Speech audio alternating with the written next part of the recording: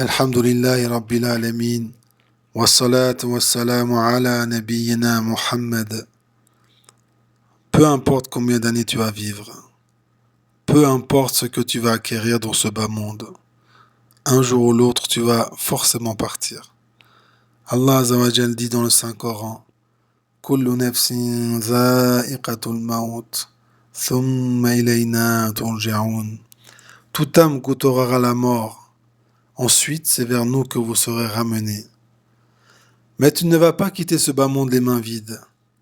Dans un hadith rapporté par Al-Bukhari et Muslim, le messager d'Allah sallallahu alayhi wa sallam a dit: Trois choses accompagnent le mort jusqu'à sa tombe: sa famille, sa fortune et ses œuvres.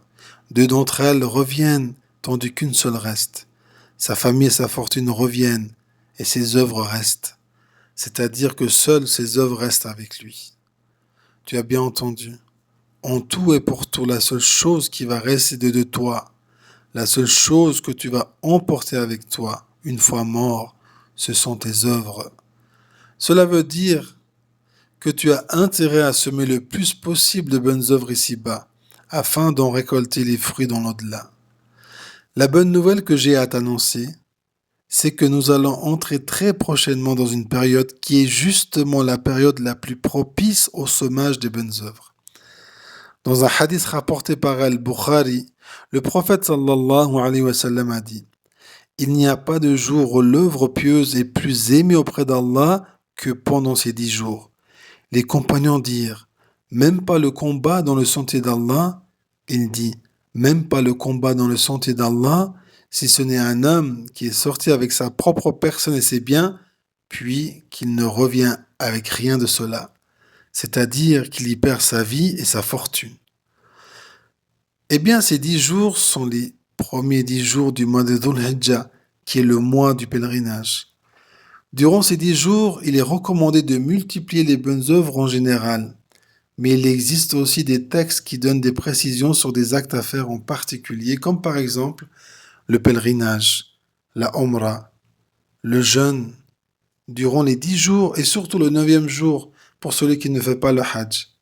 Car selon la parole du prophète sallallahu alayhi wa sallam, elle efface les péchés de l'année passée et de l'année à venir. Faire l'évocation d'Allah, dire Subhanallah, Alhamdulillah, La ilaha illallah, Allahu Akbar. Faire le takbir, Allahu Akbar, La ilaha illallah, Allahu Akbar, Walillahi alhamd. Lire le Coran, faire le sacrifice. Il n'y a pas de limite dans les bonnes œuvres. Pour plus de détails, je t'invite à visionner la vidéo intitulée Les mérites des 10 premiers jours de Dhul Hijjah qui se trouve sur notre chaîne.